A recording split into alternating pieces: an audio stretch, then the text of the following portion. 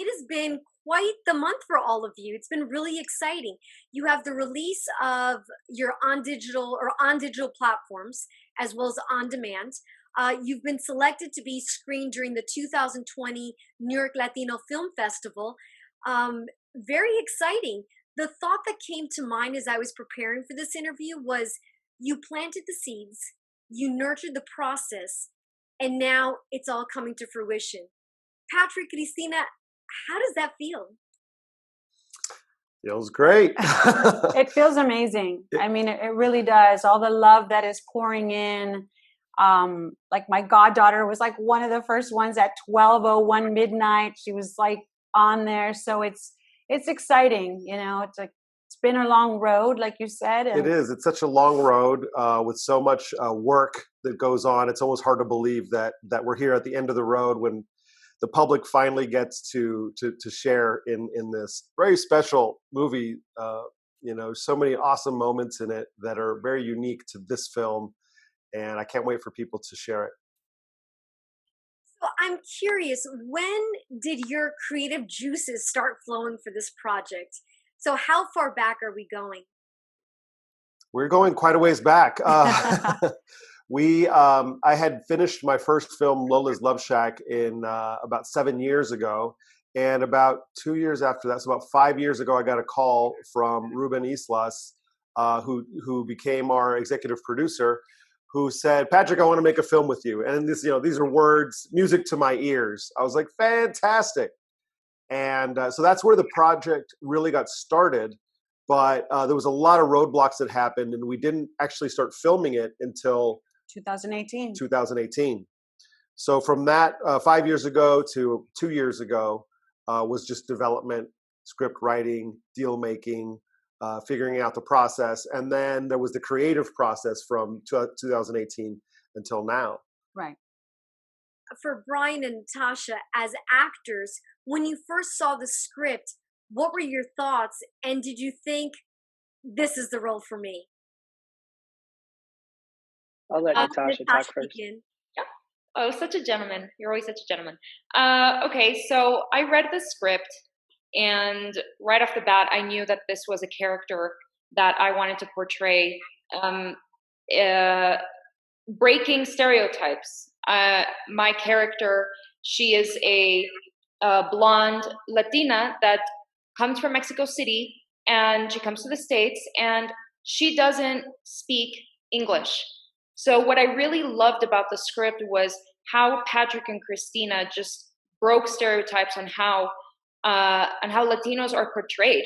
Because Latinos, we are all shapes, colors, and sizes, and it's just wonderful to be able to tell stories that are so diverse and colorful as our heritage.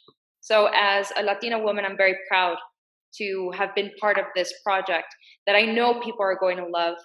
It's a great romantic comedy. It's family friendly, and definitely what we need right now in the world is something positive to watch, and that's exactly what this is. When I first got the script, I knew right away that it was a special script because sometimes when I'll read scripts and it's comedy, I'll just say to myself, "Oh, that was funny. Yeah, that was funny." But when I was reading this script, I was laughing out loud, and my whole body was like convulsing with laughter at certain parts. So I was like, okay, this is really good. This is a funny script. So then as I just went through it, it was also a very touching script. And the role itself, I like to joke with people that I don't know how these guys approach me with a tech geek that gets nervous around beautiful women. I don't understand how that could possibly have come my way because that's so far from me. But I was willing to try. So I did. And I hope it comes off because it's so new to me. Mm-hmm. It's been described, and I'm going to look at my notes because I want to say this correctly. It's been described as a romantic comedy that's a cross between Like Water for Chocolate and Sideways. What sparked that particular reference? Well, Sideways because of the wine. Natasha's character, Angelica, works at a winery south of the border. There's a wine region called Valle de Guadalupe beautiful, beautiful wine region, beautiful architecture, the food. It's like there's Michelin-rated chefs there. It's just the food is farm to table, organic, incredible cuisine is going on there. And so Bryan's character, True Andrews, goes with his buddies to pursue Angelica there.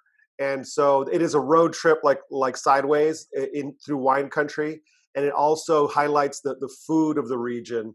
And another character who's not with us today is Eddie Ganem plays Karina. And Karina is an aspiring chef. And so there's food, there's wine, there's romance. And that's why they compared it to those movies. That's a perfect segue, because my next question was going to be, what inspired you for this particular film? So the inspiration actually once again goes back to Ruben Islas, and Ruben had this friend of his who had sold his app, and then he took some time off and went to France and met this beautiful girl who only spoke French and Greek, and he only spoke English. And this was years ago, maybe over 20. They're still together to this day. And the things that they had to use, the elements they had to use were like, they had to communicate with this gigantic like translation dictionary. And so I went down to interview the couple, and we got the story. But Ruben was like, you know what?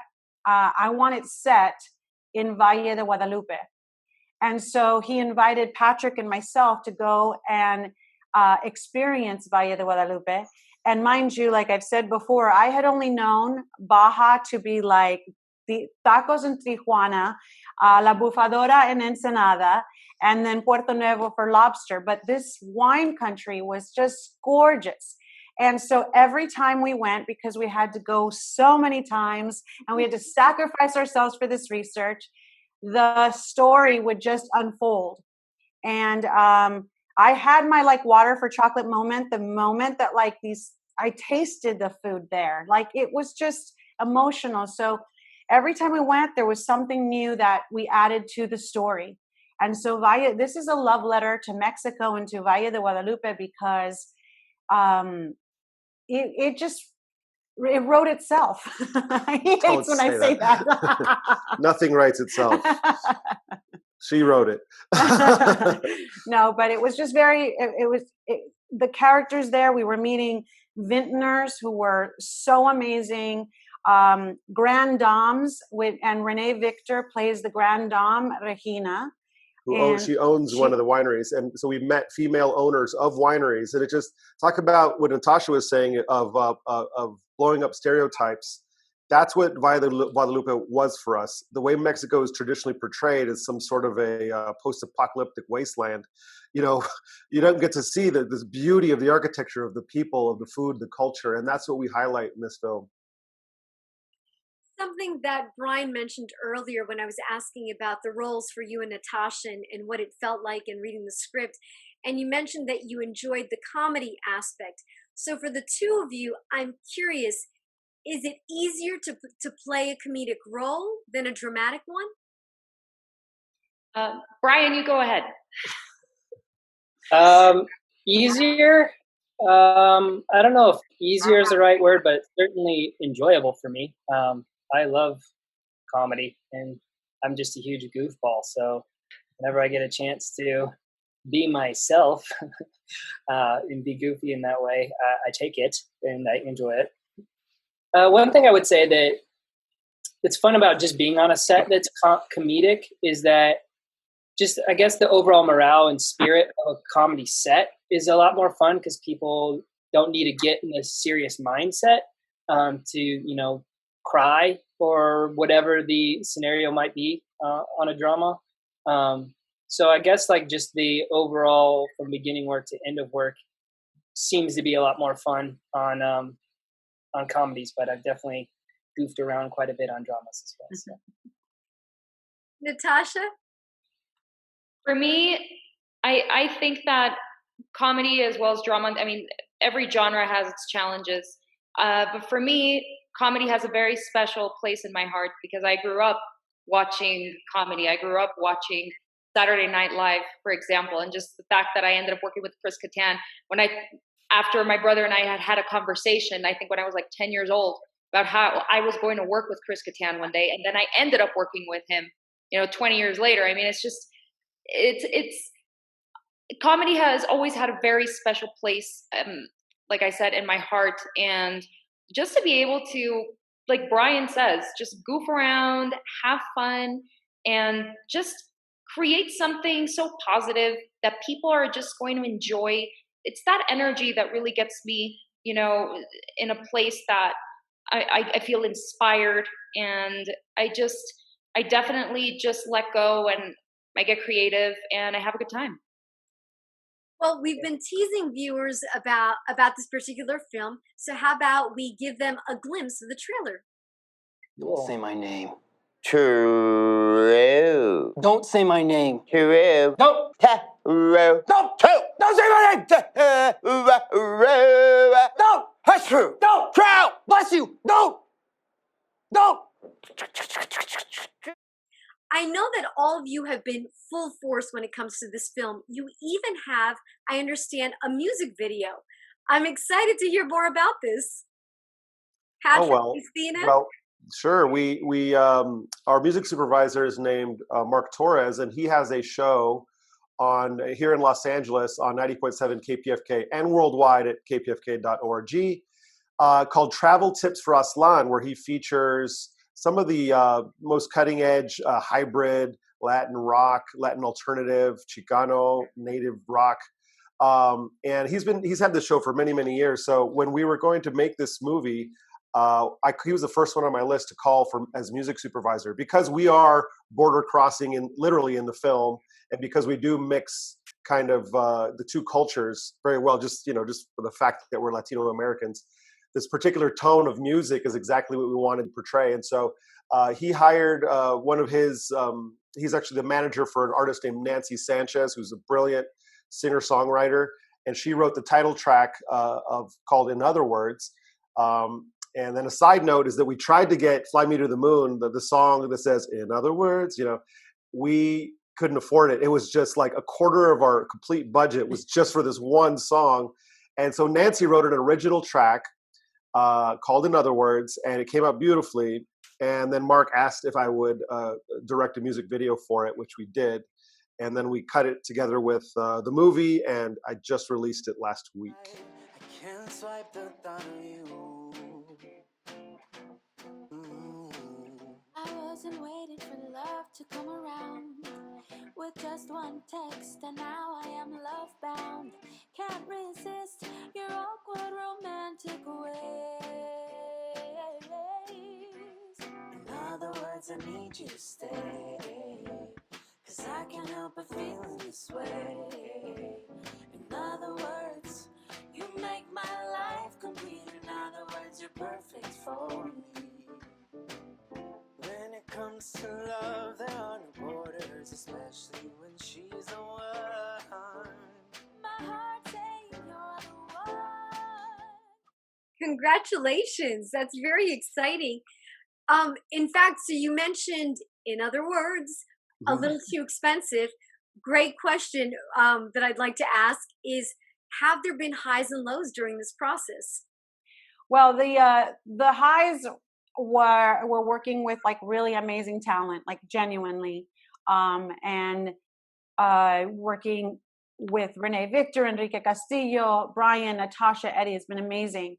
But in indie filmmaking, some of the lows, like it maybe are some of the budget is what we were talking about, right? You're constrained, but that can also be a high, because sometimes like some of the most like creative things that happen, some of the most creative magic that happens because of the lack of money. And so we have to be creative. We have to think outside the box. And one of the benefits of this was working with a talent like Nancy Sanchez and offering and giving a platform to an up and coming. And that's always amazing to be able to work with people who are rising stars. So there is the benefit there. Can I tell a little story? Sure. We got to work with our composer, Daniel Hamui, he scored it. Some of it is music song, some of it is actual score. So you'll have violins and orchestral music. He scored it on his keyboard, and we worked out the music for each scene, the tone and the instrumentation. And once it was approved, he hired the Bulgaria Radio Symphony Orchestra from Sofia, Bulgaria, and he conducted via Skype a Bulgarian symphony orchestra, radio symphony orchestra, to create this incredible score for it. And then so it was mastered in Rome, I think, and then it was like recorded in Bulgaria, mastered in Rome, and sent to Hollywood where Daniel finished it. But it's just the miracle of what you can do today, and this is what happened because we needed to save money, and this is how we were able to achieve a very, very professional music score with less than it would cost to do any other way. Nice. In addition to the success, well, what we expect to be something very successful, I know that your production company has had a lot of highs as well. Can you share with us what's been happening behind the scenes? Well, we're very excited that our relationship with Grandave Capital, who financed our first film, is going to continue, and they have agreed to finance 2 additional movies, this being the first one. So it's a 3-picture deal with Grandave Capital, and so we're talking about which 2 they're going to be.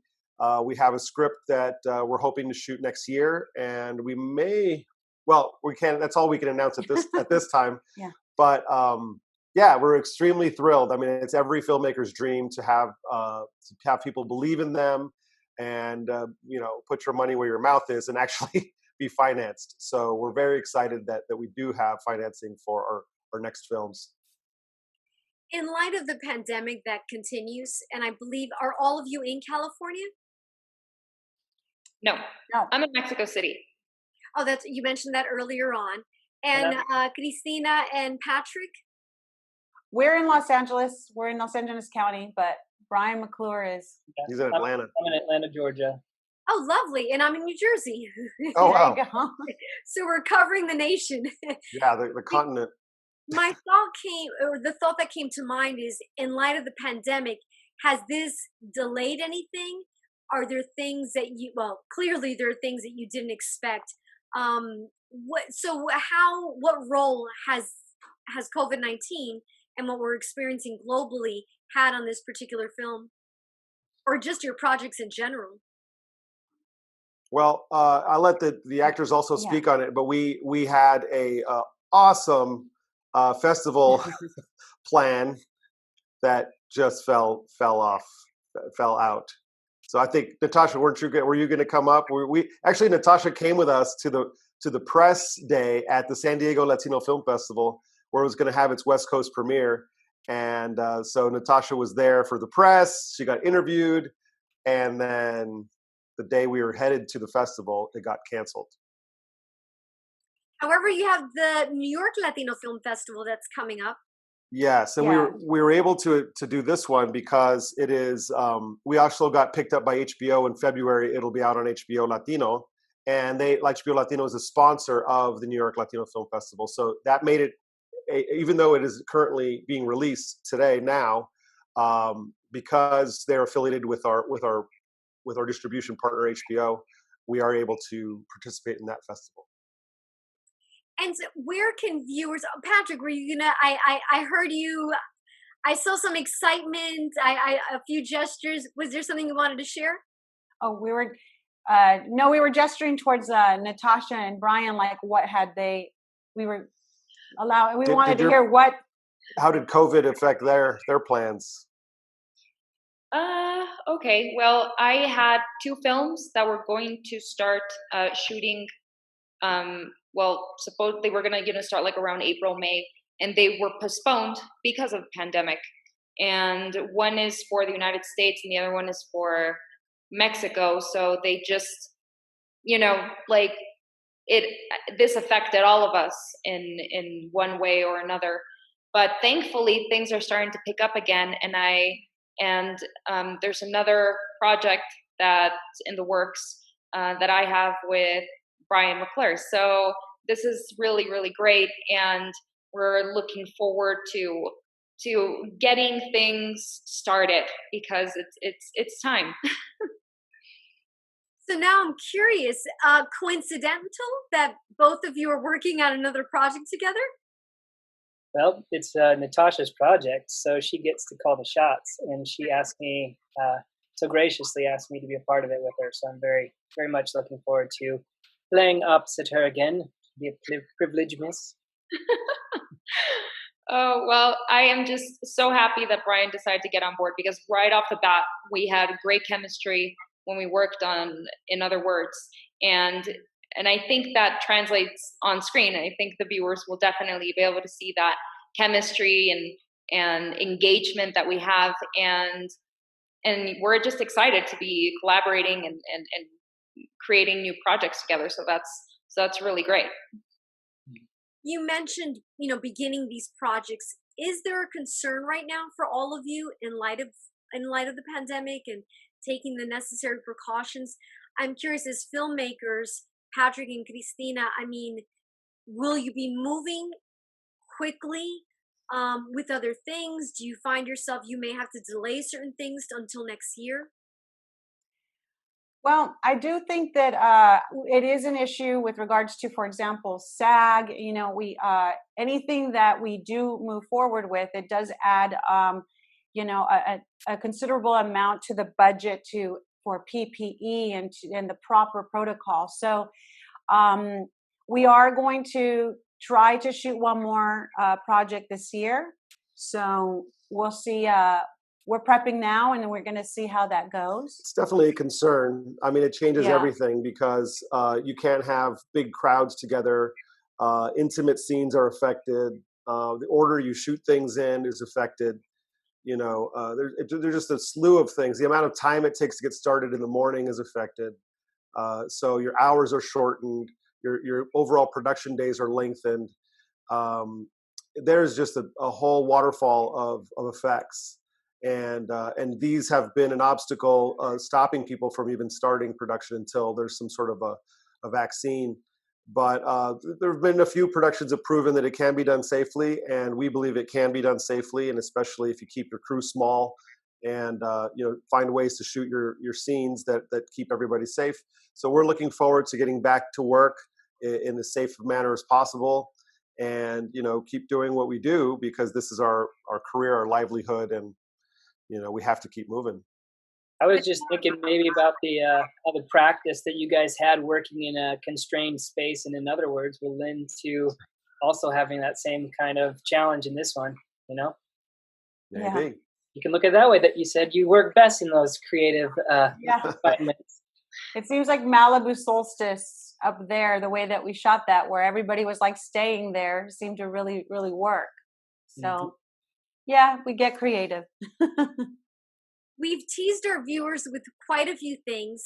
So where can we tell them to watch out for the trailer, for the music video? I'm sure you have online social media sites. Yeah, well, they can watch the movie, and they can go rent it at, all of the digital platforms. Amazon Prime, Roku, Vudu, Fandango, iTunes. Even your cable box, and whatever your cable provider is, just search for In Other Words, and it'll be on the now showing part. We're on Instagram. We're at In Other Words Movie. You can also find me. I am Cristina Nava. There's no H in my name. Pat Perez Worlds for me on Instagram, or you can find us on Facebook. Facebook has an In Other Words page, so we'll have the music video will be on the In Other Words page, and it's also on YouTube. So check it out there. Folks, it has been such a pleasure talking to all of you. I wish you great success with all of this. Please stay safe and healthy, because we need to see more of you. We need to watch some more projects from you, Cristina and Patrick. I can't wait to see this next film, Bryan and Natasha. So please continue to stay safe and healthy. Thank you for spending a little part of your afternoon with me.